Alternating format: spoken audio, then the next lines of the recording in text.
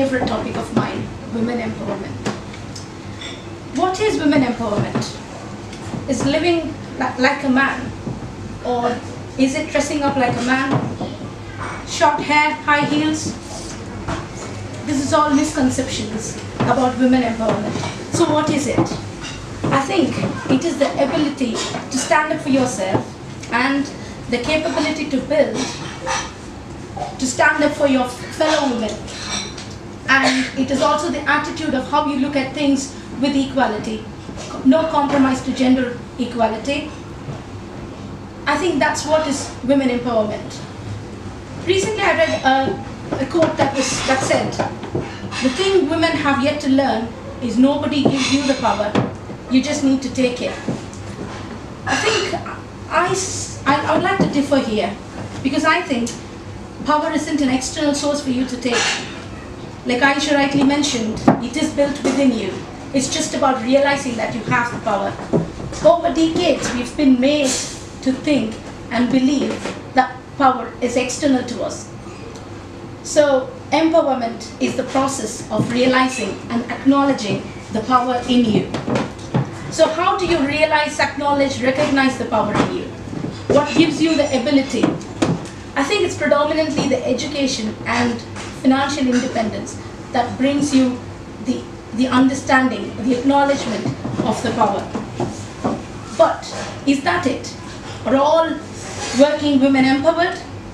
Perhaps the answer is no, but that's a good point to start. I would like to share a small episode of my life with you all. I come from a typical Indian family. Typical, I mean, my father was the breadwinner. My mother's full-time responsibility was to take care of me, my sister, and my father, feeding us, carrying out household chores with minimal or no exposure to the outside world. On the 6th March 1997, our life was thrown upside down. The rhythm of my dad bringing in money home and my mom spending it for the welfare of the family came to an end. My father had a brain hemorrhage and he went into coma that night, and my mom was stood there. She had no clue of what the situation was.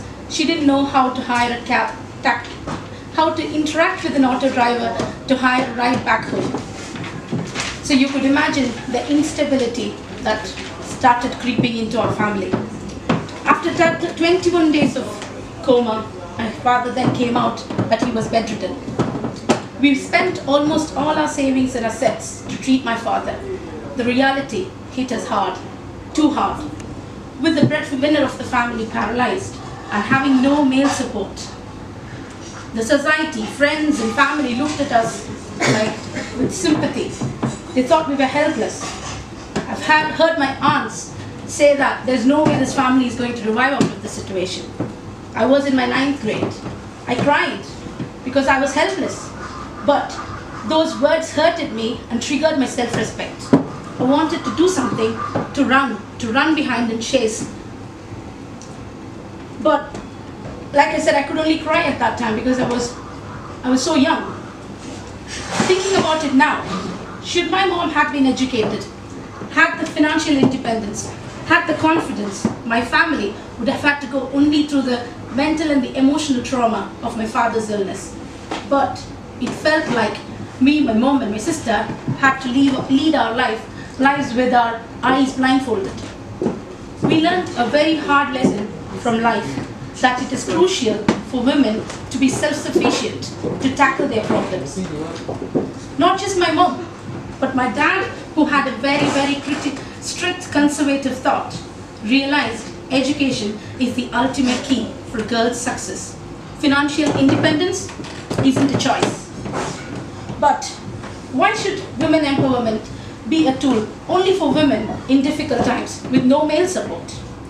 I.e., why should you go through problems like me or my family? Why should you wait until your partner leaves you to understand you have power within you? Why can't women with the bestest class A type healthy husbands still be empowered? Life is too uncertain. Take it from me, ladies, it is.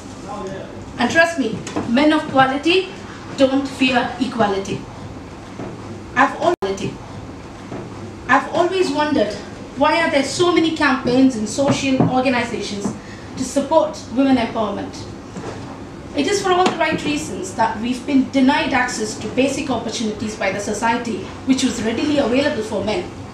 At some point, this treatment had been blended into our culture, religion, God, and history, so it became a status quo. Have you ever thought why no man was denied voting rights based on his gender? House husband isn't common or widely accepted. No nirbhaya is a man. Sex trafficking, femicide, so on and so forth, oppressing women. I think some of these questions were answered by feminist or male feminist starting to challenge that status quo. One key point we women will have to remember is empowerment isn't a template. Define your definition to it. You have the power within you. I know change is hard, but it is inevitable. Take your time to bring the change in you. Do not fail to come out of the taboo that's been built around you. You might be made to believe that you are in a comfort zone, but embracing equality will take you and girls in your family to far better places. We should continue to unlearn the acceptance of gender bias. Thinking about it, how could we achieve this? I'll tell you how I approach it, but like I said, it's entirely up to you to strategize your plan of action. Try to rationalize the cult that has been followed. Find answers to the stereotypical questions, expectations from the society. When you're not convinced with the response, challenge it. Some might think we are in the 21st century, we've advanced too much in the women empowerment space. True. Now this reminds me of another interesting quote. A whole generation worked hard to empower women, but forgot to teach men how to live with empowered women. Isn't this true? So who is to change? Where should the change begin? Yes, charity begins at home.